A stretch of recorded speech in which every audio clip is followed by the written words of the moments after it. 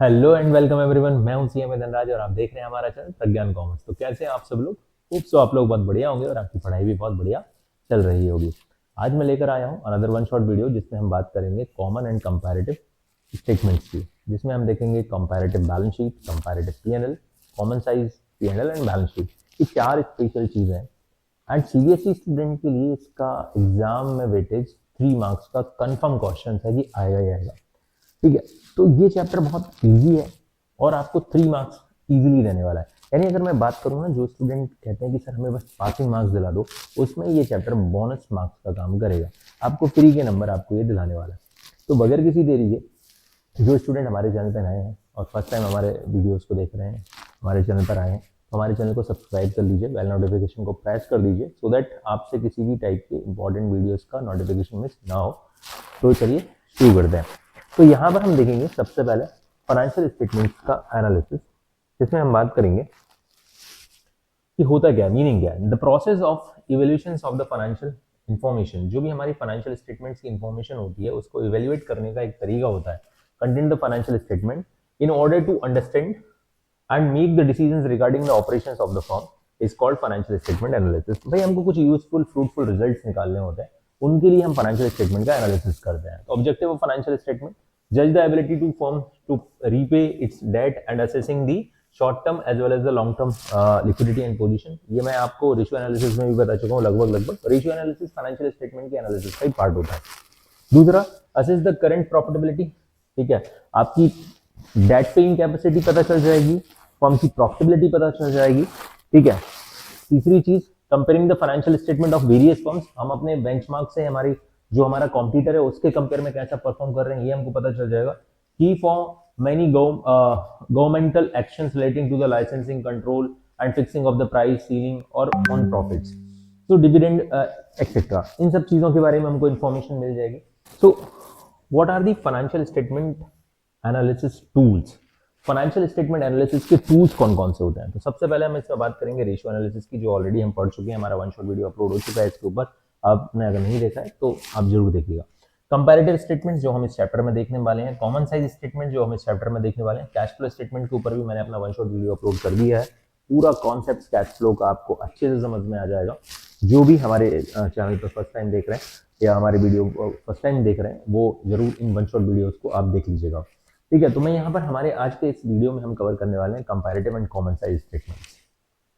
तो सबसे पहले हम कॉमन साइज स्टेटमेंट्स की बात करें तो indicate the relationship of different items of the financial statement with the some common items। ठीक है, तो कॉमन साइज स्टेटमेंट में हम क्या करने वाले हैं? कॉमन साइज स्टेटमेंट में हम देखेंगे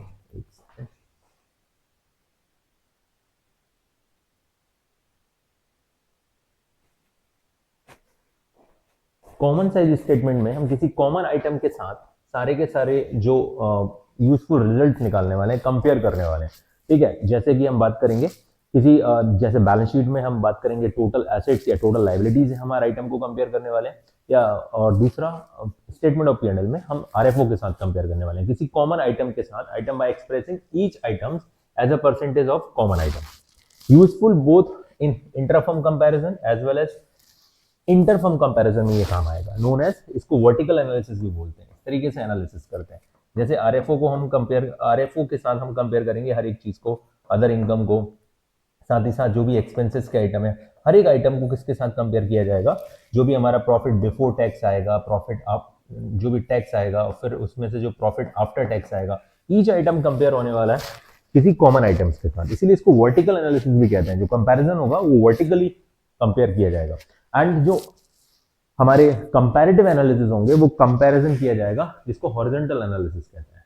ठीक है, जैसे 2020 का कंपैरिजन करना है 2021 के साथ, तो ये कहलाता है हॉरिजॉन्टल एनालिसिस। इसी को कहते हैं कंपैरेटिव स्टेटमेंट्स। ठीक है, तो हम यहाँ पर सबसे पहले कंपैरेटिव स्टेटमेंट्स देखने वाले हैं।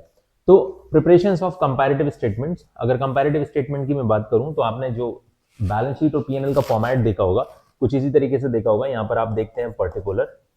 ठीक है, थोड़ा आज मैंने ये पहली बार पीपीटी जो है अलग सॉफ्टवेयर एनके एमएस वर्ड पे बनाया तो ठीक से दिख नहीं रहा है। नेक्स्ट टाइम हमें कैनवा पे बनाना पड़ेगा। Note number 2020-21, 2020-21 and 21-22। ठीक है, ये करंट ईयर है, ये प्रीवियस ईयर है। एब्सोल्यूट चेंज कैसे निकलता है, यहाँ पर हमारा current year minus previous year करके हम एब्सोल्यूट चेंज निकालते हैं, और ये परसेंटेज हम कैसे निकालते हैं इसको हम आराम से अभी हम डिस्कस करेंगे। ठीक है, एब्सोल्यूट चेंज। तो इस तरीके से आपने ये statement of PNL and balance sheet का फॉर्मेट देखा होगा। ठीक है, तो सबसे पहले प्रिपरेशन ऑफ कंपैरेटिव स्टेटमेंट में हम देखेंगे कि क्या किस तरीके से, जैसे सपोज करिए स्टेटमेंट ऑफ पीएनएल है, ये क्या है, statement of profit and loss है, तो इसको कैसे करेंगे, रेवेन्यू फ्रॉम ऑपरेशन। ठीक है, अब आपके पास यहाँ पे करंट ईयर का डेटा दिया है, प्रीवियस ईयर का डेटा दिया है, एब्सोल्यूट चेंज कैसे निकलेगा, current year minus previous year. ठीक है, अगर मैं इन फॉर्मेट को या कॉलम्स को नाम दूं, अगर इसका नाम ए है और इसका नाम बी है, तो बी माइनस ए, यानी कि एब्सोल्यूट चेंज निकलता है current year minus previous year. Percentage कैसे निकलता है, ये कैसे निकलेगा परसेंटेज, परसेंटेज निकालने के लिए जो हमने एब्सोल्यूट चेंज निकाला है into 100 divided by base. Base हमेशा याद रखिएगा, बेस ईयर कौन सा होता है, प्रीवियस ईयर होता है, प्रीवियस ईयर ही बेस ईयर होता है। और जब आपके पास एग्जाम में क्वेश्चंस में डेटा इधर उधर लिखा हुआ हो सकता है, यानी कि करंट ईयर पहले प्रीवियस ईयर बाद में, लेकिन जब आप इसको सॉल्व करेंगे तो प्रीवियस ईयर को पहले लिखेंगे, करंट ईयर को बाद में लिखेंगे। ठीक है, ये सीबीएसई नोटिफिकेशन के थ्रू है, ये देख लीजिए आप note. As per the guidelines circular number 43 dated 2 July 2000 I think 2013 में आया था या 14 में by CBSE, previous year is taken as the first year and then current year. ठीक है, तो ये आपको याद रखना है। अब यहाँ पर ये फॉर्मेट है, अगर आप फॉर्मेट की बात करेंगे तो यहाँ पर फॉर्मेट सिंपली बैलेंस शीट का फॉर्मेट मैं ऑलरेडी आपको इससे पहले वाले चैप्टर में फाइनेंशियल स्टेटमेंट में बता चुका हूँ, लेकिन फिर भी अगर आप देखेंगे तो हमारा जो फर्स्ट टाइटल होता है इक्विटी एंड लायबिलिटी, इसके अंदर शेयर होल्डर फंड, जिसमें हमारे सिलेबस में है share capital and reserve and surplus. Non current liabilities में लॉन्ग टर्म बोरोइंग और लॉन्ग टर्म प्रोविजन हमारे सिलेबस में, बाकी चीजों का इवोल्यूशन नहीं होता है, दैट्स व्हाई मैंने यहाँ पर कंसीडर नहीं किया। करंट लायबिलिटी में short term borrowing, trade payables, other current liability, short term provision, ये सब आते हैं। अगर मैं एसेट साइड की बात करूं तो non current assets, non current assets में property plant equipment and intangible assets, इसके अंदर टेंजिबल एसेट्स, इंटेंजिबल एसेट्स, बाकी चीजें कंसीडर नहीं की जाती। Non current investment, long term loans and advances. Current assets के अंदर हमारी सारी करंट एसेट्स आ गई, ये हमने फॉर्मेट में ऑलरेडी डिस्कस कर रखा है। तो prepare the comparative statement of balance sheet from the following. ठीक है, ये आपके पास पूरे डेटा दे रखे, ये हमारा करंट ईयर है और ये प्रीवियस ईयर। अब आप देख सकते हैं करंट ईयर यहाँ पर पहले दिया है, प्रीवियस ईयर बाद में दिया है, बट जब हम क्वेश्चन सॉल्व करेंगे तो प्रीवियस ईयर को पहले लिखेंगे। इस क्वेश्चन को एज इट इज पूरा सॉल्यूशन में लिखना है। ये रहा आपके सामने सॉल्यूशन, ये मैंने यहाँ पर क्या लिखा, मैंने ये 2021 और ये 21-22, ये रहा आपका प्रीवियस है, ये रहा आपका करंट ईयर, नोट नंबर। ठीक है, अब आपने एज इट इज इन चीजों को लिख लिया, यहां तक मैंने ऑलरेडी लिख लिया। अब आपको एब्सोल्यूट चेंज कैसे निकालना है, current year minus previous year. अगर वैल्यू नेगेटिव आएगी तो आपको ब्रैकेट में लिखना है। ठीक है, जैसे आपका करंट ईयर है 10 लाख माइनस 5 लाख, तो कितना हो जाएगा, ये हो जाएगा 5 लाख। 2 लाख माइनस 3 लाख, अगर 2 लाख माइनस 3 लाख करेंगे तो 1 लाख कैसे आ रहा है, नेगेटिव आ रहा है, आप नेगेटिव में लिख दीजिए। 8 लाख माइनस 5 लाख, 3 लाख कैसा आ रहा है, पॉजिटिव आ रहा है। ठीक है, 4 लाख माइनस 2 लाख कितना आएगा, 2 लाख आएगा। ठीक है, 24 लाख माइनस 15 लाख तो कितना आएगा, 9 लाख, ये पॉजिटिव ही आ रहा है, पॉजिटिव लिख दिया। 14 लाख माइनस 8 लाख कितना आ जाएगा, 6 लाख आ जाएगा। ठीक है, 3 लाख माइनस 2 लाख कितना आ जाएगा, 1 लाख आ जाएगा। इसके अलावा 5 लाख माइनस 4 लाख कितना आ जाएगा, 1 लाख आ जाएगा। इसके बाद 2 लाख माइनस 1 लाख कितना आ जाएगा, 1 लाख आ जाएगा। इसके बाद लास्ट वाला है 24 माइनस 15, तो जो ऊपर आया था एसेट्स और लायबिलिटीज का टोटल बराबर होता है, ये आ गया। अब आपको एब्सोल्यूट चेंज इन परसेंटेज कैसे निकालना है, तो इसका मैंने फॉर्मूला क्या बोला था, absolute change into 100 divided by base year. हमेशा याद रखिएगा बेस ईयर हमारा प्रीवियस ईयर होता है, लास्ट ईयर होता है, तो प्रीवियस ईयर होगा बेस ईयर ये। अब आपको किस तरीके से निकालना है, मैं यहाँ पर वर्किंग बना देता हूँ आपकी। जैसे ये 5 lakh absolute change into 100, base year कितना था, बेस ईयर में 5 था, 5 लाख, तो कितना हो जाएगा, ये हो जाएगा आपका 100%। बस ये आपको कंपेयर करके दिखाना है। जैसे कि यहाँ पर 1 lakh into 100 divided by base year कितना है, ये, तो कितना होगा 3 लाख, कितना हो जाएगा 1/3 का मतलब होता है 33 1/3%। ठीक है, ये अगला भी आपका 3 लाख इंटू 100 डिवाइडेड बाय इसका बेस कितना है 5, 3/5 का मतलब कितना होता है, 3/5 का मतलब होता है 60%। ठीक है, फिर आपके पास 2 लाख और 2 लाख, ये तो 100% आ जाएगा। कैसे आया, 2 lakh into 100 divided by base year भी कितना है, 2 लाख है आपका। ठीक है, अब यहां पर हम निकालेंगे 9 lakh into 100 divided by 15 lakh, yes 15 lakh है, तो 9/15 कितना आ जाएगा, 9 अगर 15 में करता हूं तो कितना लाख आ जाएगा, 9 डिवाइडेड बाय 15, तो ये आ जाएगा अपना 60%। ठीक है, ओके। अब इसी तरीके से आप इनको भी निकाल लीजिएगा, ठीक है। तो जैसे कि यहाँ पर 6 lakh into 100 divided by 8 lakh, 8 lakh है ना लास्ट ईयर का, ठीक है। तो 6 डिवाइडेड बाय 8 लाख करेंगे तो आ जाएगा 75%, ठीक है। ऐसे ही आपका 1 लाख डिवाइडेड बाय 2 लाख तो ये आ जाएगा 50%। बहुत आसान है। 1 लाख डिवाइडेड बाय 4 तो 25%, 1 लाख डिवाइडेड बाय 1 लाख 100%, और ये हमने ऊपर निकाल ही रखा है 60%। तो इस तरीके से आप इजीली इस कंपैरेटिव स्टेटमेंट को एग्जाम्स में अगर आता है 3 मार्क्स आपका फोकट का है, ठीक है। और यहाँ पर स्टेप मार्किंग होती है, अगर आप कुछ गलतियां भी करते हैं तो भी आपको मार्क्स ठीक ठाक मिलता है। तो इस तरीके से आपने ये बनाया क्या, कंपैरेटिव, यहाँ पर हमने क्या बनाया, ये कंपैरेटिव बैलेंस शीट बना दी, ठीक है, डन। अब आगे बढ़ते हैं, कंपैरेटिव स्टेटमेंट ऑफ पीएनएल कैसे बनाएंगे। तो सेम जो हमारा फॉर्मेट है, revenue from operation, other income, इसमें प्लस करेंगे तो टोटल इनकम, टोटल रेवेन्यू आ जाएगा, इसमें से एक्सपेंसेस माइनस करेंगे तो profit before tax, tax minus करने के बाद प्रॉफिट आफ्टर टैक्स आता है। फॉर्मेट ऑलरेडी आपको पता होगा, बस आपको क्या करना है, ये आपका जो प्रीवियस ईयर है, ये आपका करंट ईयर है, ये आपका absolute change current year minus previous year, और ये आपका परसेंटेज आएगा तो कैसे निकलेगा, absolute change into 100 divided by previous year का डेटा, यानी कि बेस ईयर। बस इस तरीके से आपको पीएनएल भी बना देना है। ये रहा आपके सामने क्वेश्चन। रेवेन्यू फ्रॉम ऑपरेशन दे रखा है, depreciation, other income, other expenses, financial cost, ठीक है, 60% ऑफ आरएफओ, ये आपको निकाल लेनी है। Employees benefit expenses, other income, ठीक है। अदर इनकम को आप आरएफओ में जोड़ेंगे, ठीक है। तो क्या आ जाएगा, टोटल इनकम आ जाएगी, टोटल रेवेन्यू में से खर्चे माइनस करेंगे, प्रॉफिट बिफोर टैक्स आएगा, टैक्स माइनस करेंगे, प्रॉफिट आफ्टर टैक्स आएगा। तो चलिए इसको हम एक बार फटाफट देख लेते हैं। ये रहा आपके पास रेवेन्यू फ्रॉम ऑपरेशन, इसमें अदर इनकम को जोड़ा तो आपका क्या आ गया, इन दोनों को जोड़ने पर ये डेटा निकल आएगा आपका टोटल रेवेन्यू। एक्सपेंसेस आपके पास एम्प्लॉइज बेनिफिट एक्सपेंसेस ऑलरेडी दे रखे थे। फाइनेंस कॉस्ट आपके पास क्वेश्चन में गिवन थी कि कितना परसेंट है, 60% ऑफ आरएफओ। तो अब जैसे कि हम यहाँ पे देखेंगे 60% 80 लाख का कितना होता है, 48, तो ये रहा आपका 48, ठीक है। आपको कैसे रखना है, ये आपको प्रीवियस ईयर में रखना है, ये आपको करंट ईयर है, ठीक है। इस तरीके से आपने निकाला। डेप्रिसिएशन क्वेश्चन में गिवन है, अदर एक्सपेंसेस गिवन है, इन चारों एक्सपेंसेस को हम टोटल करेंगे यहाँ पर, ठीक है। प्रॉफिट बिफोर टैक्स आ जाएगा, प्रॉफिट बिफोर टैक्स, टैक्स का परसेंटेज क्वेश्चन में कहीं पे भी नहीं दे रखा था, तो बस यहीं तक क्वेश्चन को करना है। ये आप इतना सॉल्व कर लेंगे, फिर इसके बाद की प्रोसेस, अगली प्रोसेस वही की वही होगी। ये आपका एब्सोल्यूट चेंज कैसे निकलेगा, current year minus previous year, ठीक है। और ये कैसे निकलेगा, इसका formula absolute change into 100 divided by base year, और बेस ईयर कौन सा होता है हमारा, प्रीवियस ईयर। जैसे मैं इसको निकाल के दिखा देता हूँ, यहाँ पे एब्सोल्यूट चेंज आया हमारा 20 लाख इनटू 100 डिवाइडेड बाय हमारा बेस ईयर होगा 60, ठीक है। तो 1/3 का मतलब होता है 33%। इसको भी देख लीजिए, ये माइनस में आया था तो माइनस का 2000 इंटू 100, बेस ईयर में कितना है हमारा 10,000, तो 1/5 का मतलब कितना होता है 20, ठीक है, क्योंकि माइनस का था तो माइनस में आएगा, ठीक है। इसी तरीके से आप सारे के सारे इन चीजों को भी सॉल्व कर लेंगे। तो इट्स वेरी इजी कि आपको किस तरीके से सॉल्व करना है। अगर टैक्स होता तो यहाँ पर टैक्स माइनस करने के बाद प्रॉफिट, अगर इसमें से टैक्स होता तो हमें यहाँ पर टैक्स, तो ये आ जाता प्रॉफिट आफ्टर टैक्स आ जाता, ठीक है। अब ऐसे ही अगर हम कॉमन साइज स्टेटमेंट की बात करते हैं, तो कॉमन साइज स्टेटमेंट में indicates the relationship of different items of a financial statement with some common items by expressing each item as a percentage of common item. Usual for both interfirm और interfirm comparison में, इसी को vertical analysis कहते हैं, ठीक है, जो मैंने ऑलरेडी आपको बता दिया था। और एक होता है हॉरिजॉन्टल एनालिसिस, जिसमें हम एक दूसरे को कंपेयर करते हैं, वो कंपैरेटिव एनालिसिस होता है, कंपैरेटिव स्टेटमेंट होता है।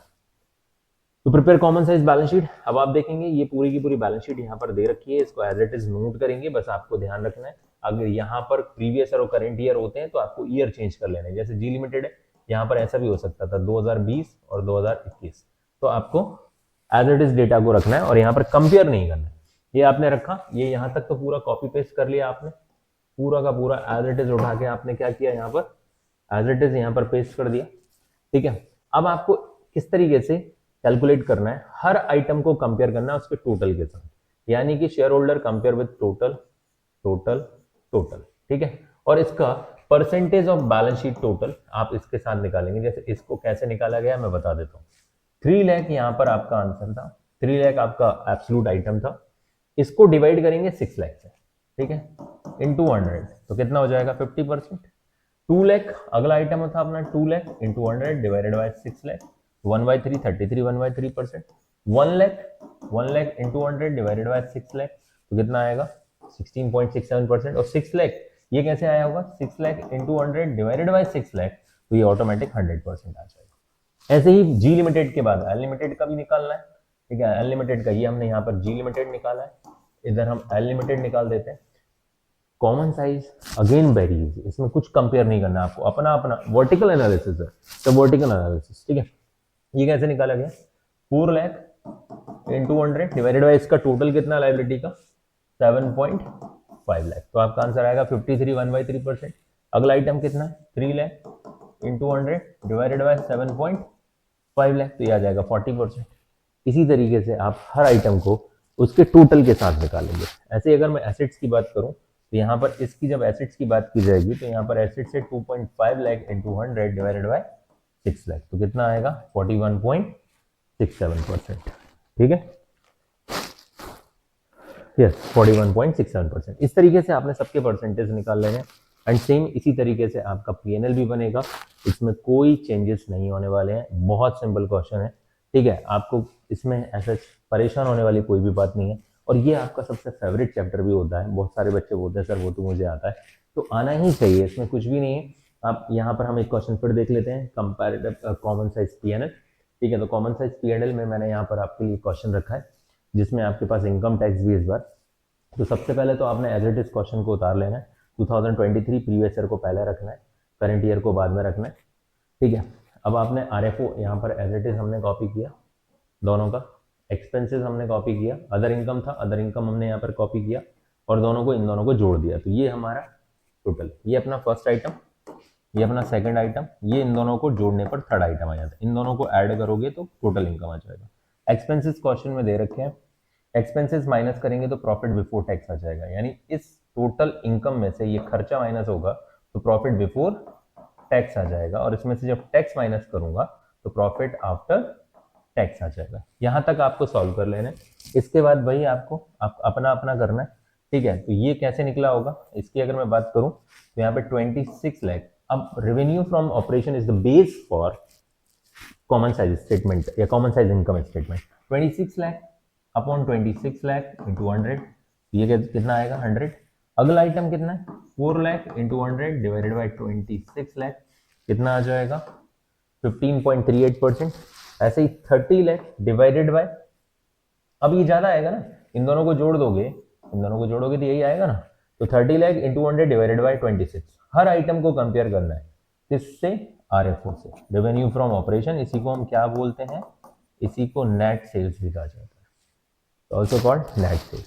इस तरीके से आप एवरी आइटम को कंपेयर, इसीलिए इसको वर्टिकल भी कहते हैं। भाई कंपैरिजन कैसे हो रहा है, हर आइटम को किससे कंपेयर किया जा रहा है, each item compare with RFO, ठीक है। हर आइटम को हमने किससे कंपेयर किया है, आरएफओ से कंपेयर किया। फिर जैसे 2024 में जाएंगे तो उसके भी हर एक आइटम को किससे कंपेयर करना है, हर एक आइटम को कंपेयर करना है आरएफओ से, ठीक है। उसका परसेंटेज यहाँ पर आ जाएगा। ये कॉमन साइज स्टेटमेंट से, और इतना ही चैप्टर था, वेरी इजी वेरी सिंपल। मैं नहीं बोलूंगा कि बहुत ज्यादा डिफिकल्ट है या बहुत ज्यादा मेहनत करनी पड़ेगी, आप 2-4 क्वेश्चंस कर लेंगे इजीली हो जाएगा, ठीक है। और इवन मैंने जो 4 टाइप के क्वेश्चंस आपको कराए, अगर आप इनको भी कर लेते हैं इट्स मोर देन सफिशिएंट। और ये बहुत ही आसान चैप्टर है, दैट्स वाई मैं इसको बहुत ज़्यादा टाइम नहीं दे रहा हूँ। मैं ऐसा नहीं कि आसान है तो बहुत ज़्यादा मैं तुमको डीपली और मैं ऐसा बोल कर उसको पढ़ाता जाऊँ, नहीं, ऐसा कुछ भी नहीं है। आसान है तो सबके लिए आसान है, इसको बस आपको थोड़ा सा प्रैक्टिस करना है, इट्स वेरी इजी। जब मैं क्लास 12th में था मैं एक चैप्टर खुद से कर लिया था और मुझे ऐसा लगता था इसमें है ही क्या, बट हाँ ठीक है, कुछ चीज़ें जो है इसकी थ्योरी है, हम क्यों कंपेयर करते हैं, सो दैट हमको कुछ फ्रूटफुल रिजल्ट मिल जाए, ठीक है। हर एक चीज़ को हम कंपेयर करके देख रहे हैं कि भैया हर एक, जैसे अदर इनकम कंपैरेटिवली आरएफओ कितना है, टोटल इनकम आरएफओ का परसेंटेज कितना है, एक्सपेंसेस कितने हो रहे हैं आरएफओ के कंपेयर में, तो शेयर होल्डर्स को जो इन्फॉर्मेशन मिलती है वो इससे कहीं ना कहीं एक कंपैरेटिव इन्फॉर्मेशन मिलती है कि भाई अब जैसे आपने यहाँ पे देखा कि जो आपके एक्सपेंसेस है ना वो 96% है, ठीक है। आपके जो एक्सपेंसेस है वो 96% ऑफ आरएफओ है, यानी कि बहुत ज्यादा खर्चा तो हमारे खर्चों में, खर्चा हमारे रेवेन्यू का बहुत बड़ा अमाउंट खर्चों में चला जा रहा है, और इसीलिए आप देखो ना प्रॉफिट भी 11% ही हो रहा है। वो तो अच्छा हो, भला हो कि हमारी बस अदर इनकम थोड़ी ठीक ठाक है, अदरवाइज हमारा प्रॉफिट ना के बराबर ही होता। तो ये सब रिजल्ट हमको मिल जाते हैं जिससे हम एक इंपॉर्टेंट डिसीजन ले सकते हैं। तो आज के इस वन शॉट वीडियो में इतना ही। आपको ये वीडियो कैसा लगा, होप सो कि अच्छा लगा होगा। छोटा सा वीडियो है, छोटा सा टॉपिक है, बट सीबीएसई स्टूडेंट को लिए 3 मार्क्स मैंडेटरी ये समझ लो कि क्वेश्चन आना है और 3 मार्क्स आपको देके जाएगा, तो अच्छे से कर लेना, वेरी इजी। मिलते हैं अगले वीडियो में। अगला वीडियो आपको कौन से चैप्टर के वन शॉट पे चाहिए, ऑलमोस्ट मैंने सभी के अपलोड कर दिए, लिमिटेड चैप्टर्स बचे हैं like share capital and issue of debenture वगैरह, तो वो हम बहुत जल्दी लेकर आएंगे। अगर आपको कोई भी डाउट है तो कमेंट बॉक्स में कमेंट ज़रूर करिएगा। मिलते हैं अगले वीडियो में, तब तक के लिए घर पे रहिए, पढ़ते रहिए, मस्त रहिए। जय हिंद, जय भारत।